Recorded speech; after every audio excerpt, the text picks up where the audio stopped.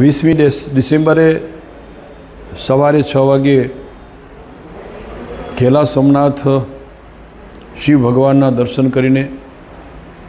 ત્યાં સામૂહિક રીતે ધજા ચડાવીને જનકલ્યાણ શિવ મંગલ પદયાત્રાની શરૂઆત કરી।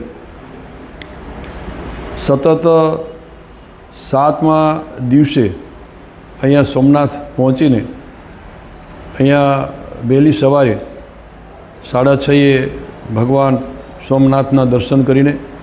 શિવ ભગવાનના દર્શન કરીને 7:30 ધજા એની ચડાવવા માટેની પૂજા અર્ચના કરીને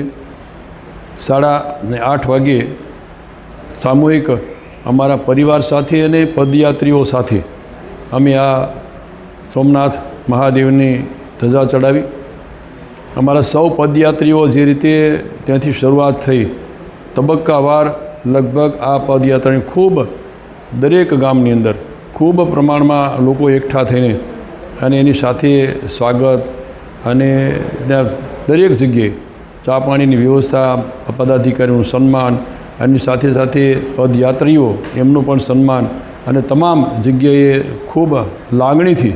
આ પદયાત્રીઓનું સ્વાગતનું સન્માન થયું। તબક્કાવાર રસ્તાઓમાંથી પણ આખા સૌરાષ્ટ્રમાં લગભગ બધા જ જિલ્લાઓમાંથી આ પદયાત્રામાં તબક્કાવાર બધા જ સામેલ થયા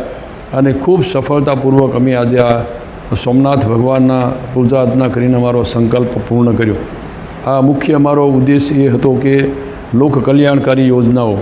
લોક કલ્યાણ થાય, જનતાની સુખાકારી વધે, સૌ સમાજને સાથે જોડીને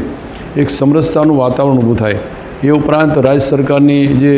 લોકોની કલ્યાણકારી યોજનાઓ હતી, ભારત સરકારની યોજનાઓ છે, આ યોજનાઓનો પણ વિશેષ લોકો જાગૃતતા સાથે લાભ લે। મારા વિભાગ જે હું સંભાળી રહ્યો છું, મારા વિભાગની પણ ખાસ કરીને શ્રમ, કૌશલ્ય અને રોજગાર ગ્રામ વિકાસ વિભાગની જે વિવિધ યોજનાઓ છે એ યોજનાઓની પણ મેં તબક્કાવાર રસ્તામાં જ્યાં અમને મોકો મળ્યો ત્યાં દરેક જગ્યાએ રોજગાર મેળાઓનું આયોજન કર્યું। મિશન મંગલમની બહેનોએ જે એમની જાતે બનાવેલી ચીજ વસ્તુઓ, એ વસ્તુઓ કઈ રીતે વધારે અને